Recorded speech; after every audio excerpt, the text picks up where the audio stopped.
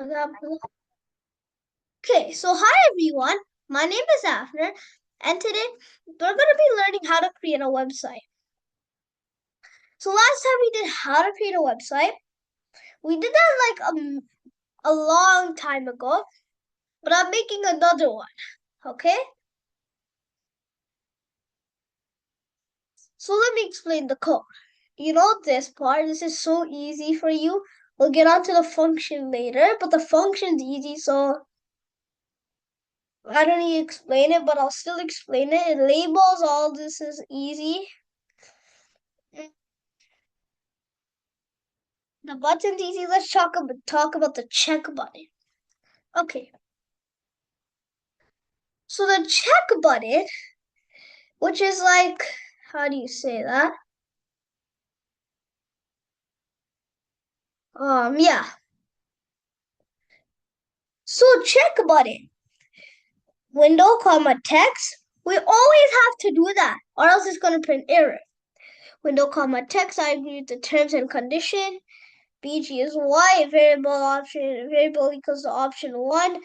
For the ones that watch my videos, you know. For the ones that don't, I'll tell you what it means. Means we have variable option 1 here. And you're wondering what this tk.invar means. Means an integer variable. Go back here.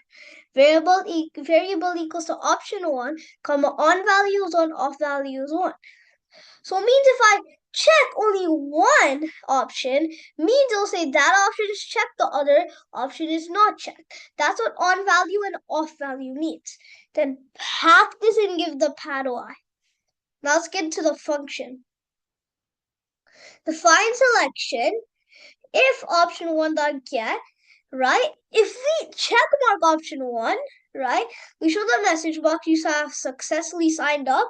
If we don't check it, we don't agree with the condition or and terms, do warning you have not agreed to the terms. Okay? Which is here. So if we run it, this is how it looks like. Oh, what did I do? Okay, exactly. A-V-N-E-R. Okay, we can say little. Oh. Little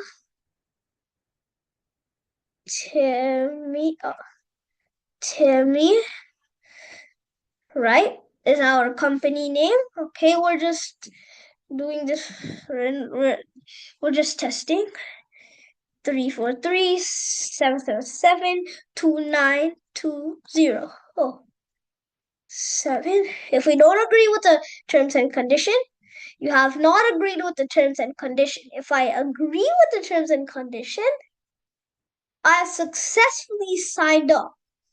Okay, this is not the full part yet. Okay, we have to still do some more things added to this website.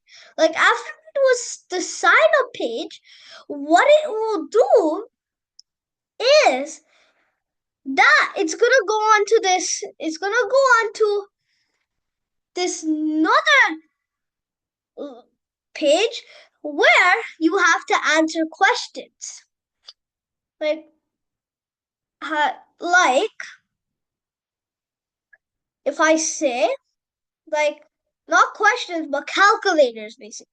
What I mean by that is when we have a new window and it has like 4 buttons: cube, rectangle, square, then a button close. So cube, rectangle, square, and a button close. What we're gonna do is like, let's say I want to find the volume for cube. We can just use that calculator and enter the length or length, breadth, or whatever, you know the formula already, or you can just search it up, right? It's basically a power 3 because volume you always do cube, area is always square. So you can just do a power 3, that's the formula, okay? So if we press the rectangle button, we have to write the length and the width, and it'll give us the area, right? For the rectangle. Same thing for square. Then after that, if you're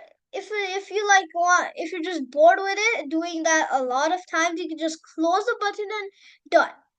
Window dot destroy.